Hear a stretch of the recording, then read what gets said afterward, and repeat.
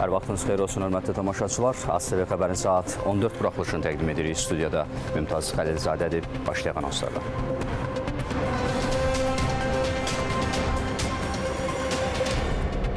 Prezident İlham Radio Televiziyasına müsahibəsi yayımlandı. Braziliyada Azərbaycan və Ermənistan arasında qonşu ölkələr kimi etimadın gücləndirilməsini dəstəklədi. İsrail hərbiçiləri Qəzzada Həmas silahlılarına məxsus daha bir tunel tapdılar. Tunelin girişi məktəbin sinif otağında yerləşir. Avropada süni intellektdən istifadəni tənzimləyən qanunla bağlı ilkin razılıq əldə olundu. Bu, dünyada bir ilkdir. Yeni ildə qeyri-iş günləri açıqlandı.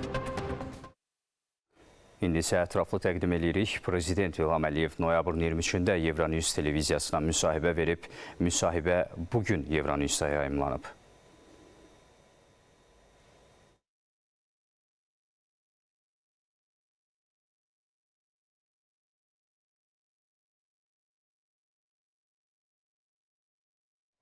İndi həmin müsahibənin tam variantını sizə təqdim edirik. Hello, Mr. President. Hello. Azerbaijan and countries of the Central Asia region experienced significant economic growth in 2023, according to estimates from the European Bank for Reconstruction and Development. This strong growth is attributed to a high level of migration and remittances originating from Russia, which is under sanctions. Additionally, there has been an increase in regional exports and imports, including business with China. The outlook for 2024 shows the same positive trend. What does this growth mean for your country? As far as Azerbaijan is concerned, our economic development and growth mainly is generated by our reforms rather than those factors which you mentioned. We managed to diversify our economy and to reduce dependence on oil and gas sector, though oil and gas sector continues to be the main part of our economy. This year, our economic growth is a little bit modest because of the slight decline of the oil production. But if we look at the past years, for the last 20 years, GDP of Azerbaijan grew more than 4 times. And that was a very remarkable achievement. And at the same time, we managed to conduct a very sophisticated social policy so that we managed to reduce the level of people who lived in poverty during the last 20 years from almost 50% to 5.5%. This demonstrates that the wealth generated by energy projects was fairly distributed between all segments of our population. We also worked actively in order to reduce the level of foreign debt, and now it is below 10% of our GDP. So the target for the next year is 7% of GDP. So this actually demonstrates the sustainability of Azerbaijan's economy. Next year, of course, we hope that the growth of economy will be higher. But at the same time, those figures, they do not actually reflect 100% the economic performance or living standards of the people. We know the countries which are very low economic growth, but with a very developed economy. So the bigger your GDP is, the more difficult is to add to that growth, especially in today's geopolitical situation, where 2 of our neighbors and one of the main trade partners, Russia and Iran, are under sanctions. Therefore, we need to take that into account. But our target and our strategy of 2030 is based on our own resources, our own financial capability, and investments, foreign and local, in the areas which will provide economic growth in the coming years. What are your future areas of development and investments?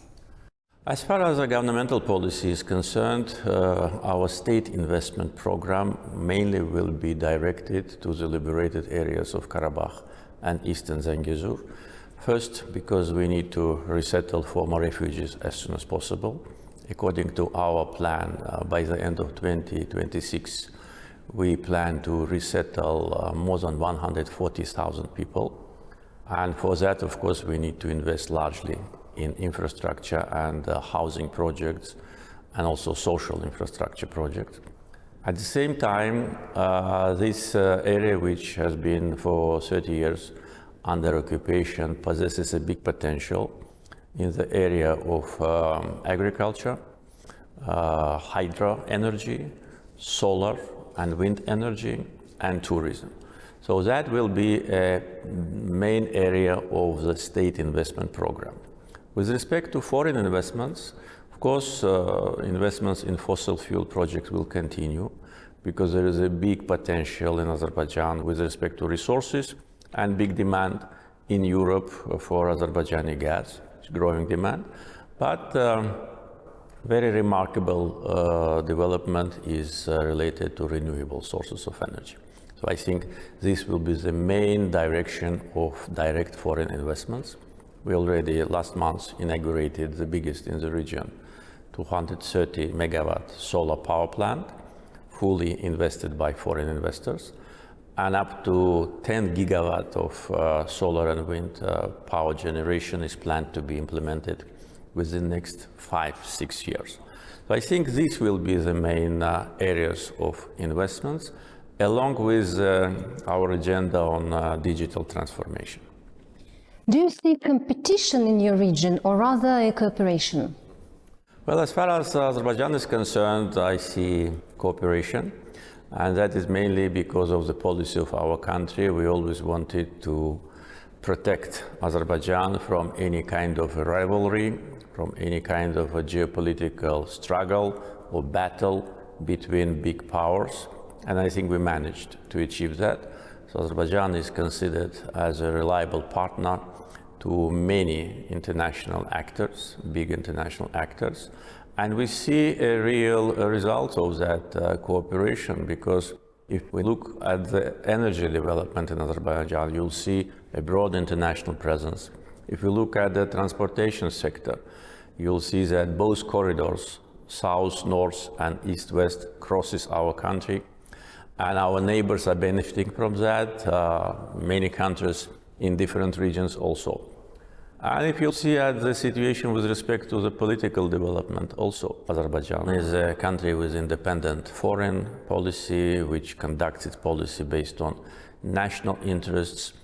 And also one of the important factors, not to transform your country into the area of confrontation or competition, is to protect yourself from international influence, I mean bad influence, and attempts to interfere into your domestic affairs.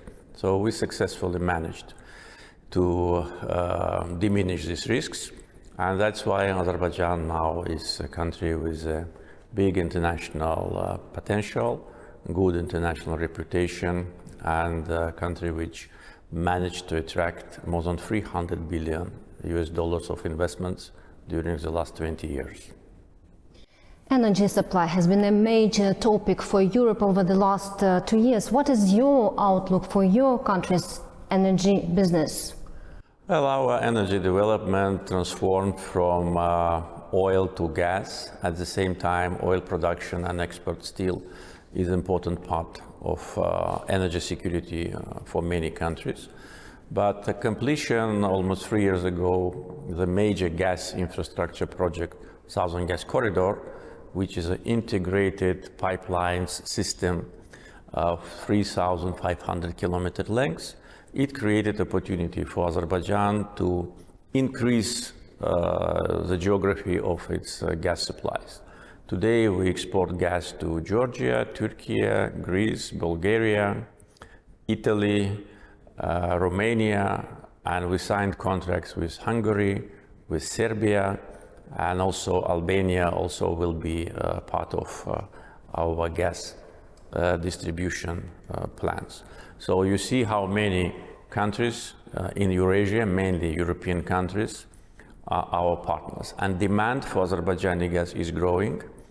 And we positively responded to the request from the European Commission to increase the gas supply to European continent with respect to the sanctions on Russia.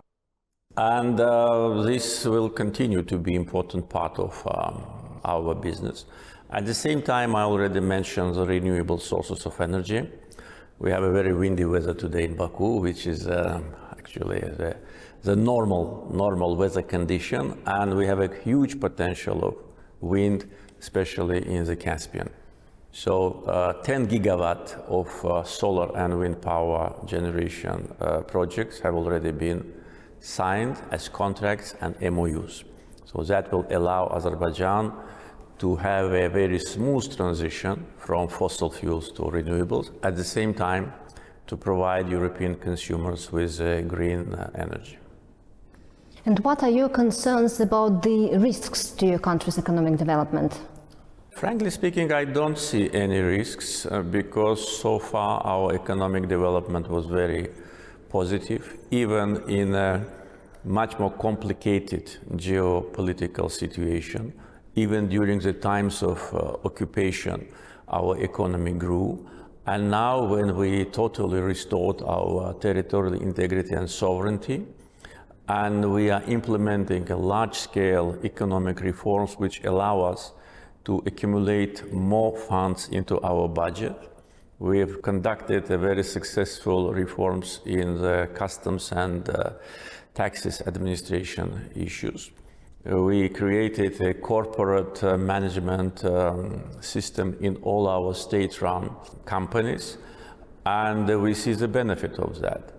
Of course, a lot of wealth will be generated from the connectivity projects, as I already mentioned, south-north and east-west transportation corridor. We expect tens of millions of cargo, additional, crossing Azerbaijan's territory in different directions. It means employment, it means additional funds, it means geopolitical importance of Azerbaijan. If you look at the map of our region of Eurasia, you will see that all the major transportation routes cross our territory. And we've developed the most modern transportation infrastructure, so that will create additional opportunities. Plus, liberated territories of Karabakh and Eastern Zengezur, where we plan to resettle hundreds of thousands of former refugees. That will also be additional driver. So, frankly speaking, I don't see any potential risks neither in the economic area nor in any other area of our country. No risks at all?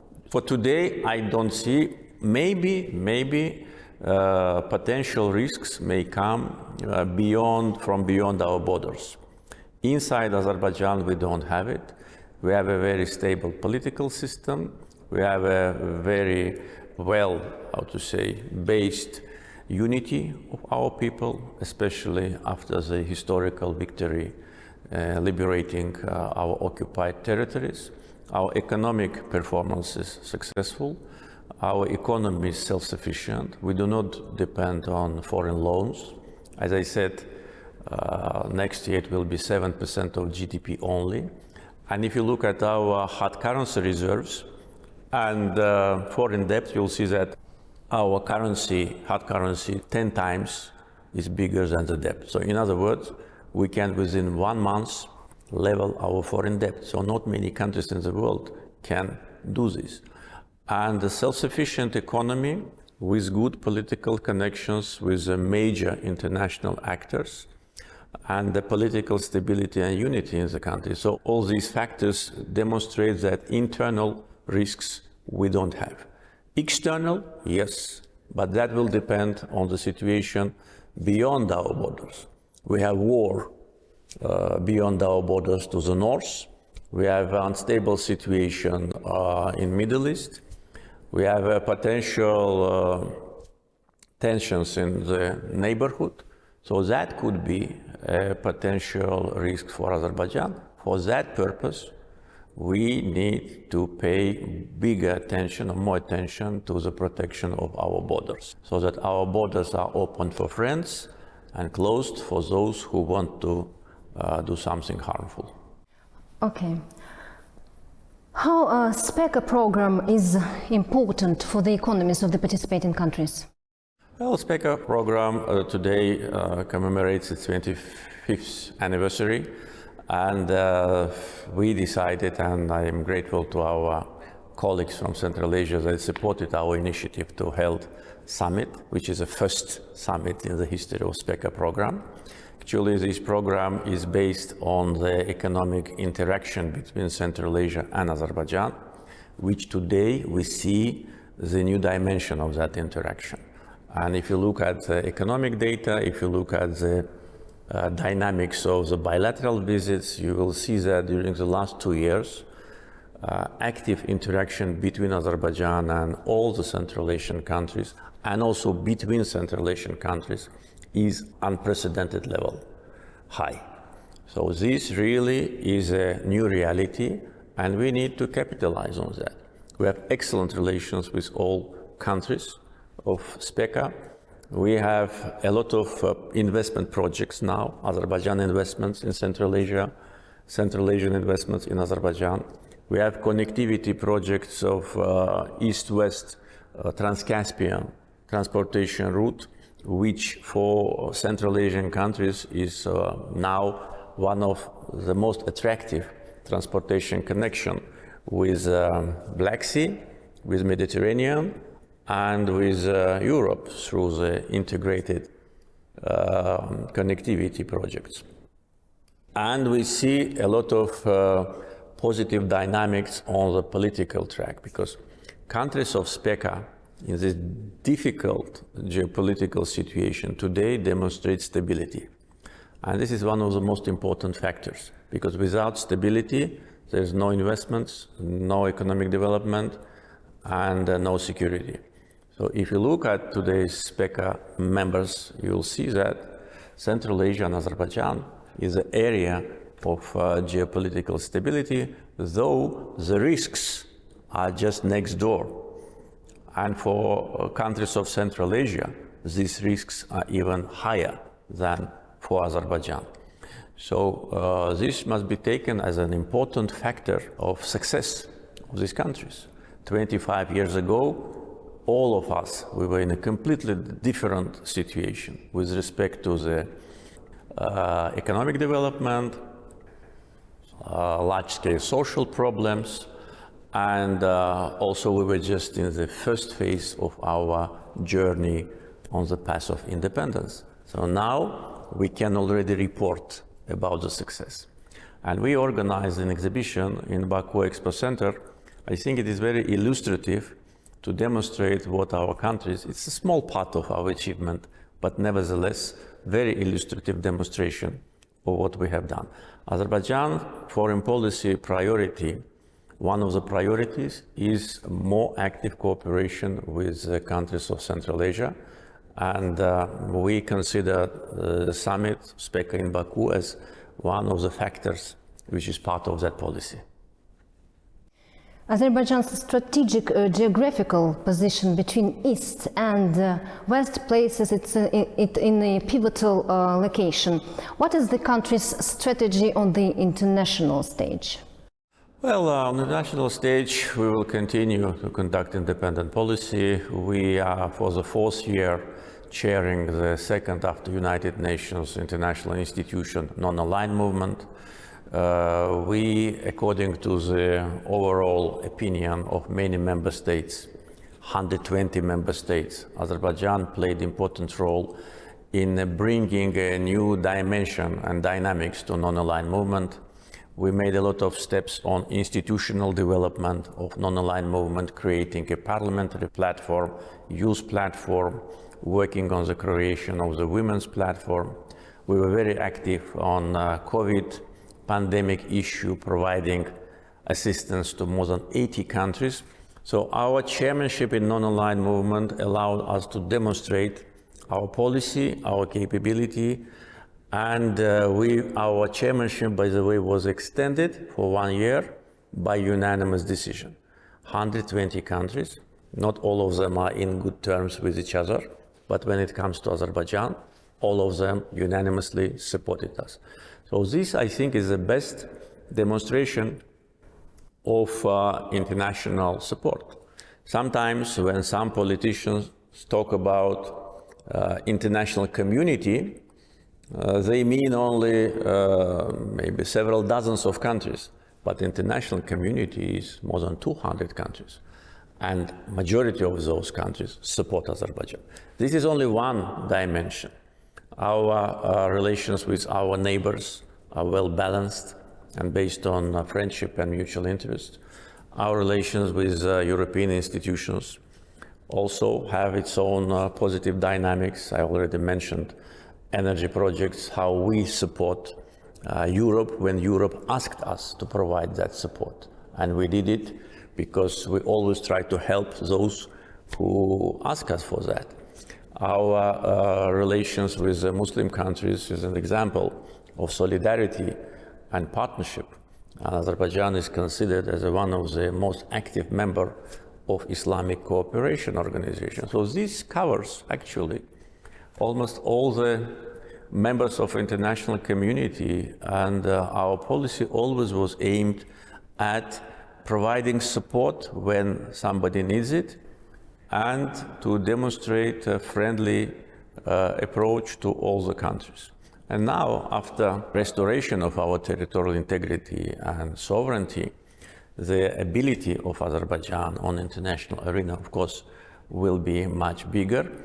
And international reputation of a country which on the battlefield defended its territory, its dignity, and implemented the resolutions of United Nations Security Council itself, of course, reputation of Azerbaijan is skyrocketing now.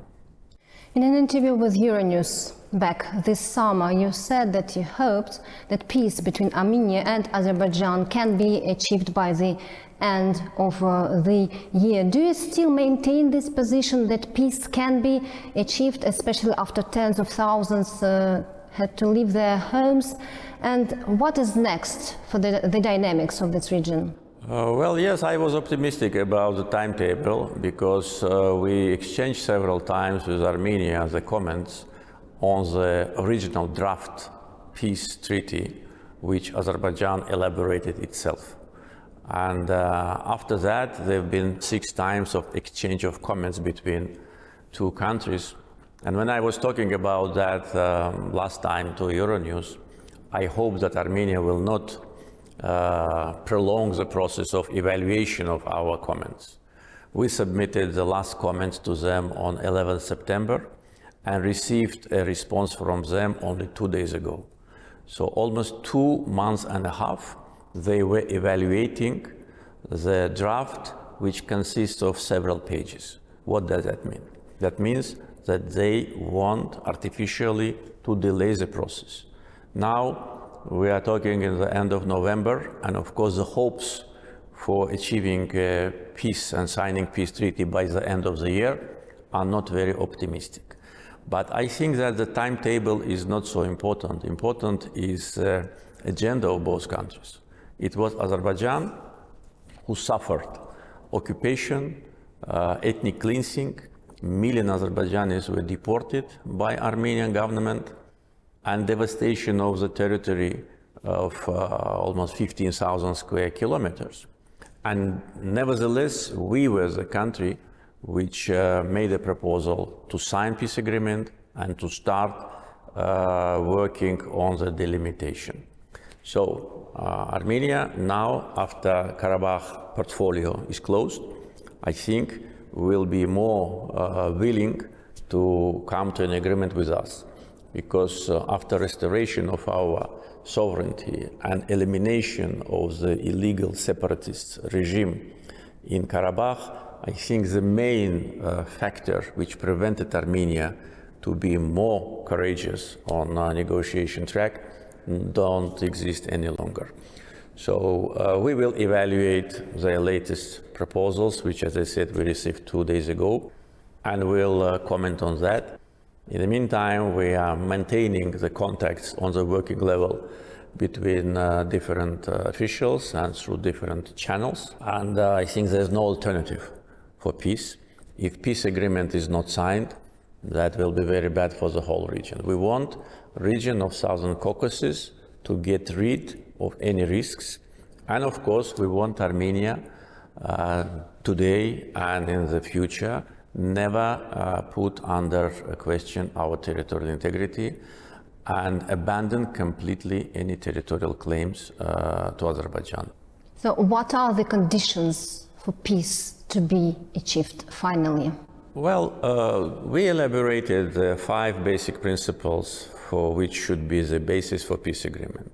Mutual recognition of each other's territorial integrity, non-use of force, no territorial claims to each other, opening of the communications between both countries, and normalization of relations, and several other important factors. All of those have been based on international law. During the 3 years, almost 3 years of negotiation process, Armenia always wanted to incorporate into peace agreement provision with respect to Armenian minority in Karabakh. Our position was that this is our internal business. And if they want to reflect the issue of Armenian minority in Azerbaijan, then let us reflect the issue of Azerbaijani minority in Armenia, which was expelled 30 years ago. And there have been much more Azerbaijanis in Armenia than Armenians in Azerbaijan, almost 300,000. So our position was that it must be reciprocal. Either we reflect these 2 issues of national minorities, their rights and security, including the right to return, not only Armenians to return to Azerbaijan, but Azerbaijanis to return to Armenia. It doesn't matter that Azerbaijanis were expelled 30 years ago and Armenians decided to leave 2 months ago. The fact is just it must be reciprocal. Or we do not comment in our peace agreement about this issue. So until now, we did not get from Armenia any clear understanding on that. So if Armenia agrees to have either the same language for both national minorities or not to reflect it at all, then the peace is reachable. Because this was the main obstacle for Armenia when they were negotiating with us. So we will see how it goes, and frankly speaking, I don't see now, from logical point of view, I don't see any serious obstacle to sign a peace agreement. We say we need to sign it, they say it, but we need to deliver. Our proposal was made public. Those famous 5 principles which I am talking about, we made it public. It is known. There is no, objection from any responsible international actor, because all these principles are fundamental principles of international law. And Armenia just need to comply with that. They should put an end to all the attempts to contest our territorial integrity and to sponsor separatism on our territory. Because Karabakh is part of Azerbaijan, and this is recognized by all, including Armenia itself. An Armenian Prime Minister, the same person who in 2019 in Hankendi at a big rally said Karabakh is Armenia, and that was the end of negotiation process, because after that there was nothing to negotiate. So actually the reason for Second Karabakh War was exactly Armenian government. And now the same person says Karabakh is Azerbaijan. So it's good, it's evolution. We always support evolution, but now saying Karabakh is Azerbaijan, they need to put a signature under that, and we're waiting for that. And what about those people who left their homes? Those people who left their homes, first of all, that was their own decision. Our public communications with Karabakh Armenians, and also what we did after, demonstrated that we wanted them to stay. We openly announced that, and I, during my appeal after the end of anti-terror operation to Azerbaijani people, said that they can stay. We opened the electronic portal of registration. All of those who want to come back, they have their right. Their property is duly protected.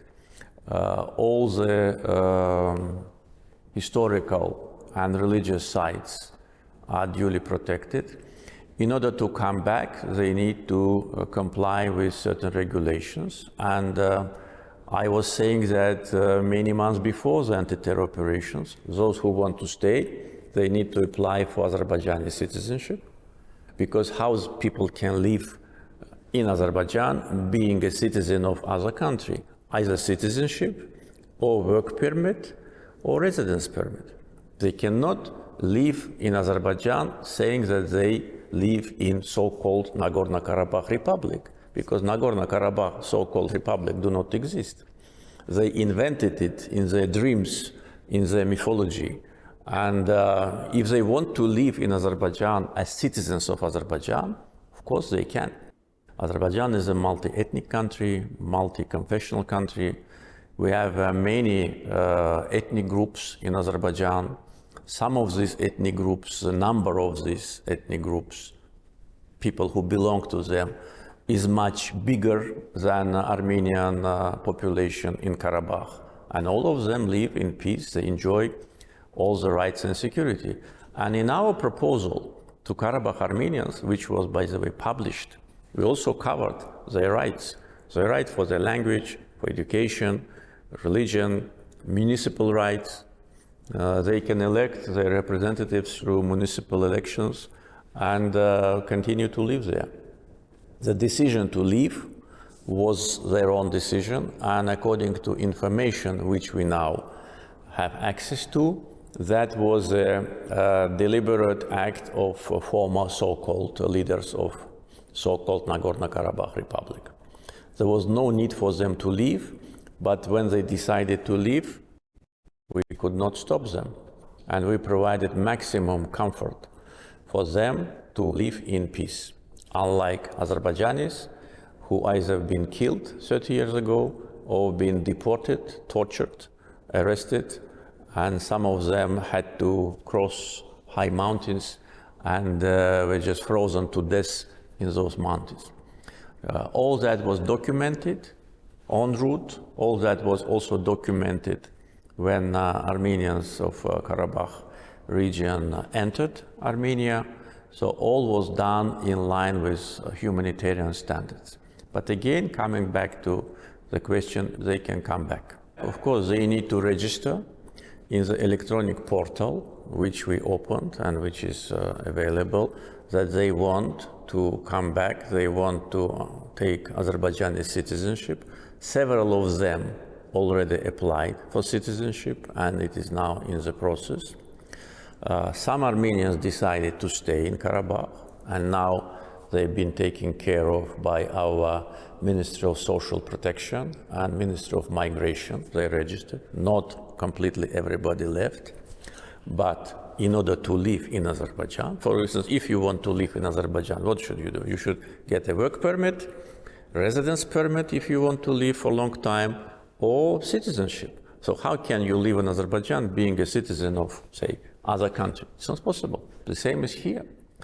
If Azerbaijani refugee who was expelled from Armenia wants to come back there, how he will come back? He will not come back and say, I'm here, resident of Western Azerbaijan Republic. No, he will come and apply for citizenship or work permit. Why should it be different here? And that's how it will work only. And through municipal elections, they can elect their representatives, which will be in charge of municipalities. All this information was delivered to Armenian representatives of Karabakh just after the anti-terror operation. And then when we realized that they did not make it public to the population of Karabakh, we made it public, we published it. So this is a legal process based on international norms and standards. Again, I'd like to say that Azerbaijan is a multi-ethnic country, and no ethnic group in Azerbaijan ever had any concerns or any problems based on their religious or ethnic grounds. And anyone who knows Azerbaijan can confirm that. And by the way, today we have Armenian population living in different parts of Azerbaijan without any problems. Armenians and Azerbaijanis living side by side in Russia, living side by side in Ukraine, and even in the same villages in Georgia. And why they cannot live in Azerbaijan or in Armenia? I think they can. Thank you very much, Mr. President. Thank you.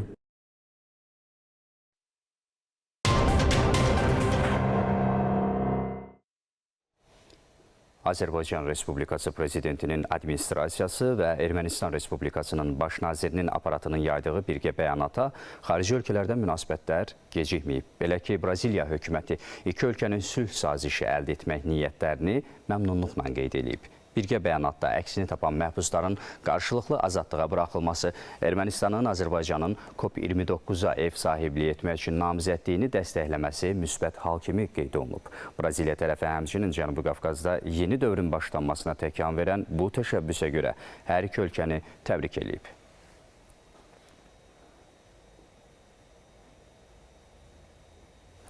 İsrail ordusu Qəzzanın cənubu və mərkəzinə avia zərbələri davam etdirir. Həlak olanların sayı isə durmadan artır. İsrail hərbçiləri anklavda Həmas silahlılarına məxsus daha bir gizli tuneli tapıblar. İsrail Müdafiə Qüvvələri Qəzza zolağında bir məktəbin sinif otağında Həmas tunelinin girişini aşkarlayıb. Bu barədə ordunun mətbuat xidməti məlumat yayıb.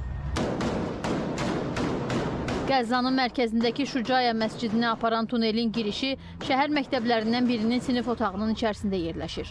Həmas məktəbləri uşaqlar üçün təhlükəsiz yerlərdən terror sığınacaqlarına çevirib, deyə ordunun mətbuat xidmətinin X sosial şəbəkəsində dərc edilən bəyanatında bildirilir.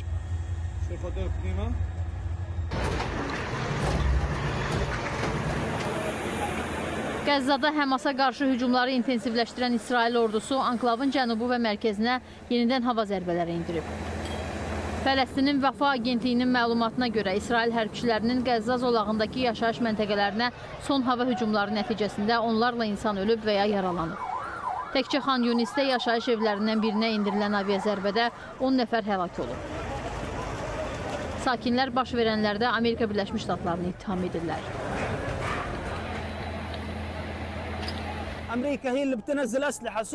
Silah göndərən Amerikadır. Döyüş gəmiləri 20 ildə Qəzzanı mühasirəyə alır. Bu silahlar və raketlər Amerikada, qərb ölkələrində istehsal olunub. Çünki onlar gəncləri, uşaqları, qadınları və qocaları öldürməkdə İsraili dəstəkləyir. Allah yardımcımız olsun. Amerika BMT-də və hər yerdə atəşkəsə veto qoyur. Bu veto Amerika silahları ilə gecə-gündüz atışmalarda öldürülən insanlara qarşıdır. Yeri gəlmişkən İsrailin hərbi əməliyyatları nəticəsində Qəzza zolağında son 24 saat ərzində azı 310 fələstinli həlak olub. Bu barədə Əl-Cəzirə telekanalı BMT-yə istinadən məlumat verir. Avər Əliyeva, Fərda Abbasova, AZTV XƏBƏR. ABŞ, Cənubi Koreya və Yaponiya liderlərinin milli təhlükəsizlik üzrə müşavirləri BMT Təhlükəsizlik Şurasının Pxenyanla bağlı qətnamələrinə əməl olunması ilə əlaqədar razılığa gəliblər. Müvafiq razılaşma Şimali Koreyanın orbitə daha çox kəşfiyyat peyki buraxmağı planlaşdırması fonunda əldə olunub. Seulda keçirilən görüşdən sonra çıxış edən Birləşmiş Ştatlar Prezidentinin milli təhlükəsizlik üzrə müşaviri Jake Sullivan müdafiə sahəsində üç tərəfli əməkdaşlığı genişləndirəcəklərini bildirib.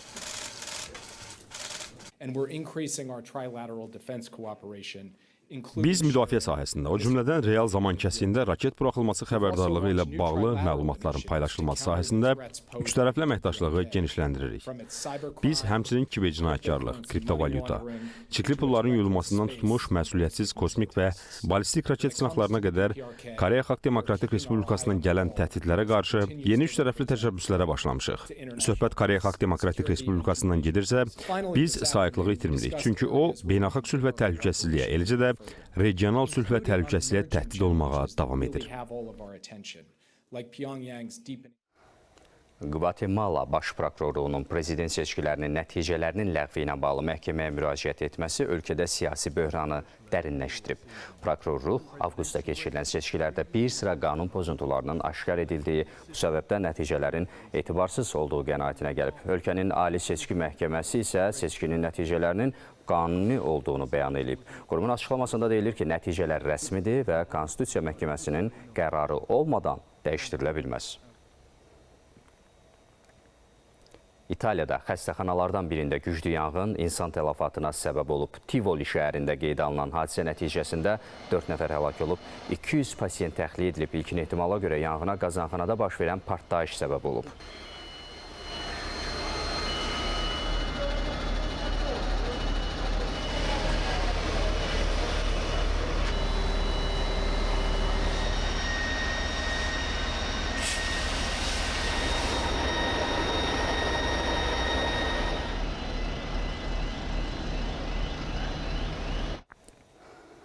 Bakının Binəqədi rayonunda bir neçə gün ərzində ard-arda odlu silahlar polisə təhvil verilib. Belə ki, ayrı-ayrı vətəndaşlar, onlarda olan ümumilikdə 3 ədəd Makarov, 1 ədəd Naqan, 1 Kustar üsulundan hazırlanan tapancanı, 1 RPK-74 markalı avtomatı, eləcə də 21 ədəd müxtəlif çaplı patron və 5 sandıqçanı könüllü olaraq polisə təhvil veriblər.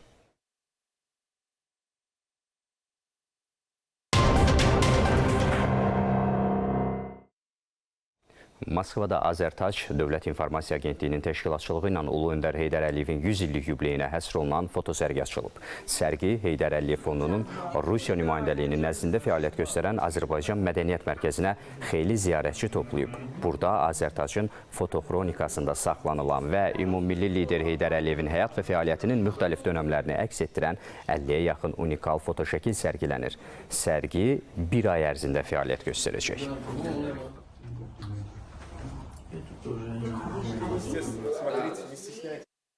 Burada elə şəkillər var ki, mən bunları ilk dəfə görürəm.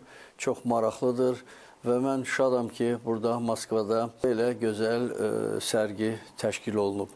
Ümumiyyətlə, qeyd etmək istərdim ki, Rusiyada Heydər Əliyevin 100 illiyi çox geniş qeyd olunur. Demək olar ki, Böyük Rusiyada Vladivostokdan başlayaraq Kaliningradla qutarmış bütün böyük və balaca şəhərlərdə müxtəlif sərgilər, tədbirlər, toplantılar keçirilib. Heydər Əliyevin xatirəsi Rusiyada hər zaman böyük ehtiramla alınılıb və mən əminəm ki, bu sərgi də Rusiyalı tamaşaçıların böyük marağına səbəb olacaq. Heydər Əliyev zəngin dövlətçilik təcrübəsi ilə Azərbaycanı müstəqillik yolunda inkişaf etdirməyə nail olub, müasir Azərbaycan reallığını yaradıb. Bu fikirlər Heydər Əliyevin 100 illik yubileyi çərçivəsində Heydər Əliyev və Yeni Azərbaycan adlı tədbirdə səslənib. Onun siyasətinin milli mənəvi dəyərlərə, dövlətçilik maraqlarına və çağdaş reallıqlara uyğun davam etdirilməsi Azərbaycanı sabitlik və sürətli inkişaf yoluna çıxarıb. Bugün tarixi dəyərlərlə müasir reallıqların vəhdətinə əsaslanan Azərbaycançılıq ideologiyasına və dövlətçilik ideyasına söykənən Heydər Əliyev siyasəti Azərbaycana parlaq nailiyyətlər qazandırır.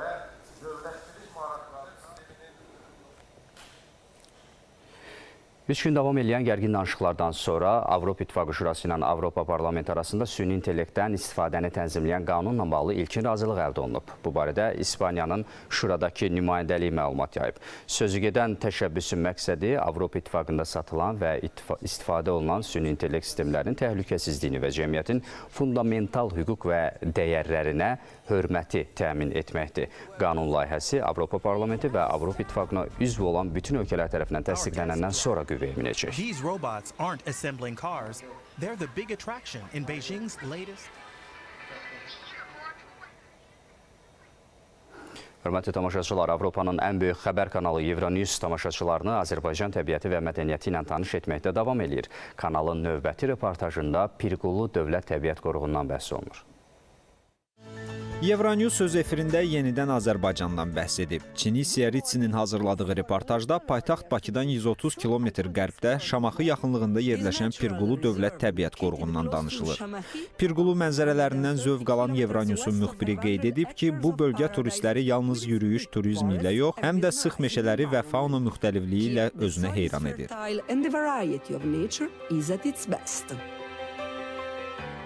Which kind of flora and fauna can we find here? Havadalarda deyilən bizdə məşhur ağaclardır, meşələr hamısı.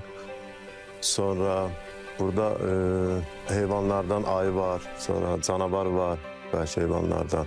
Tülkü olur burada, hətta qaban da olur, qaban. Trails for all kinds of abilities here, from the easiest to the most challenging. You can indeed observe the landscape from above. Bölgədə həmçinin digər turizm növləri də inkişaf edir. İyun ayında Şamaxıda Azərbaycanın ilk şar festivalı keçirilib. A hot air balloon festival was inaugurated in Şamaxı last June. İlk festivalımızı keçirtdik, çox böyük marağa səbəb oldu, çox böyük turistlərimizin marağına səbəb oldu və eləcə də yerli əhalimizin. Ümumiyyətlə, bu il keçirtdiyimiz festival göstəriş xarakterli bir festival idi. Əsasən biz hazırlaşırıq üzümüzə gələn ilk festivala və o festival daha böyük, daha maraqlı olacaqdır inşallah. Reportajda Şamaxıda inkişaf edən şərabçılıq barədə xüsusi danışılıb.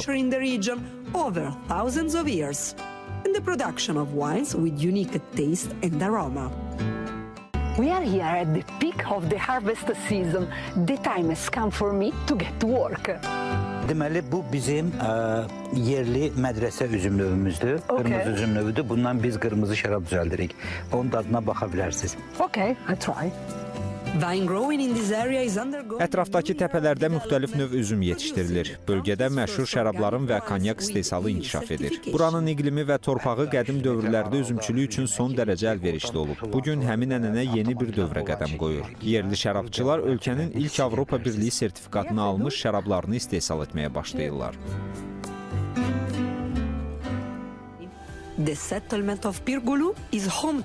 Müəllif həmçinin Pirquluda fəaliyyət göstərən observatoriya haqqında da danışmağı unutmayıb. Rövşən Məmmədov, AZTV XƏBƏR.